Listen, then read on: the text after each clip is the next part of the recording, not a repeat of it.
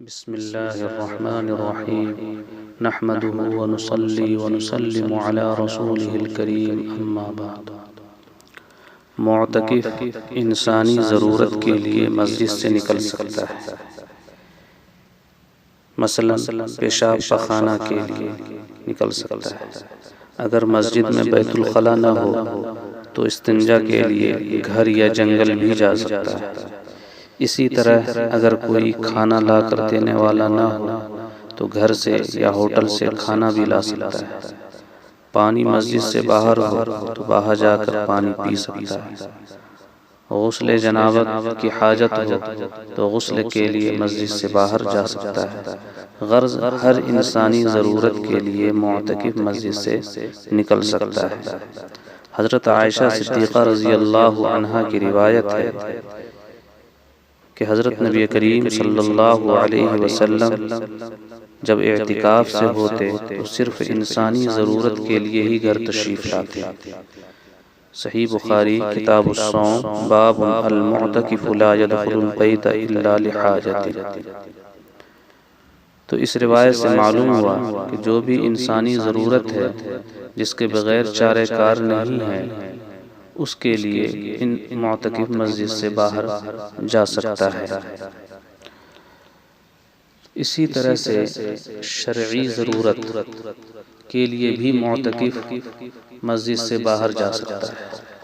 مثلا اعتکاف والی مسجد میں جمعہ نہیں ہوتی تو جمعہ پڑھنے کے لیے مسجد سے نکلنا جائز ہے۔ البتہ معتکف کو چاہیے کہ وہ مسجد سے کم غیر حاضر رہے، جمعہ کے بالکل قریب مسجد سے نکلے اور جمعہ پڑھ کر فوراً واپس آ جائے، سنتیں اپنی مسجد میں پڑھے۔ لیکن دیگر حاجات شرعیہ مثلا مریض کی عیادت یا نماز جمعہ کے لیے مسجد سے نہیں نکل سکتا ہے۔ چنانچہ حضرت عائشہ صدیقہ رضی اللہ عنہا کی روایت ہے السنۃ علی المعتکف الا یعود مریضا ولا یشہد جنازہ، کہ معتکف کے لیے سنت یہ ہے کہ نہ تو وہ مریض کی عیادت کرے اور نہ ہی جنازے میں شرکت کرے۔ سنن ابو داؤد المعتکف یعود المریض۔ تو اس روایت سے معلوم ہوا کہ معتکف مریض کی عیادت یا نماز جنازہ کے لیے مسجد سے نہیں نکل سکتا ہے۔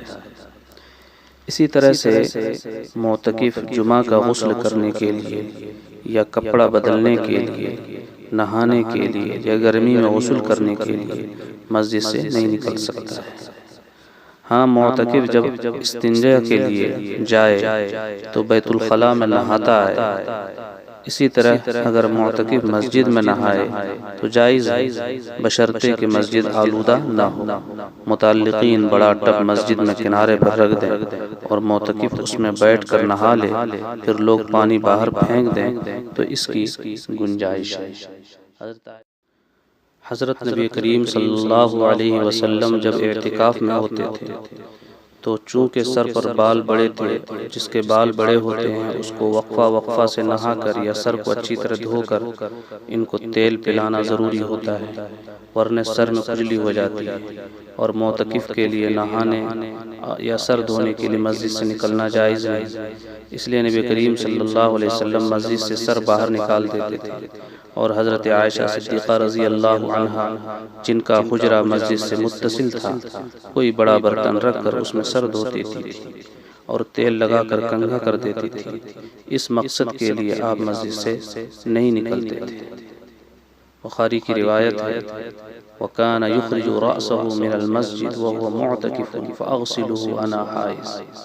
کتاب الصوم باب غسل المعتکف، یعنی حضرت نبی کریم صلی اللہ علیہ وسلم جب اعتکاف سے ہوتے مسجد سے اپنا سر باہر نکال دیتے اور میں حالت حیض میں ہوتے ہوئے سر مبارک کو دھو دیتی۔ تو اس سے معلوم ہوا کہ معتکف جمعہ کا غسل کرنے کے لیے یا کپڑا بدلنے کے لیے یا نہانے کے لیے یا گرمی میں غسل کرنے کے لیے مسجد سے نہیں نکل سکتا ہے۔ اسی طریقے سے حضرت عائشہ کی دوسری روایت ہے ولا يخرج لحاجة إلا لما لا بد منه۔ ابو داؤد المعتکف يعود المریض۔ حضرت عائشہ کہتی ہیں کہ معتکف کے لیے سنت یہ ہے کہ وہ کسی بھی حاجت کے لیے مسجد سے باہر نہ نکلے مگر ایسی ضرورت اور حاجت کی تکمیل کے لیے جس سے کوئی مفر نہیں ہے۔ ظاہر سی بات ہے یہ غسل جمعہ، اسی طریقے سے کپڑا بدلنا یا گرمی میں غسل کرنا، ایسی کوئی حاجت نہیں ہے جو کہ واجب ہو یا فرض ہو جس کی تکمیل ضروری ہو، اس لیے اس غرض سے مسجد سے نکلنے کی اجازت نہیں ہے۔ وآخر دعوانا الحمدللہ رب العالمین۔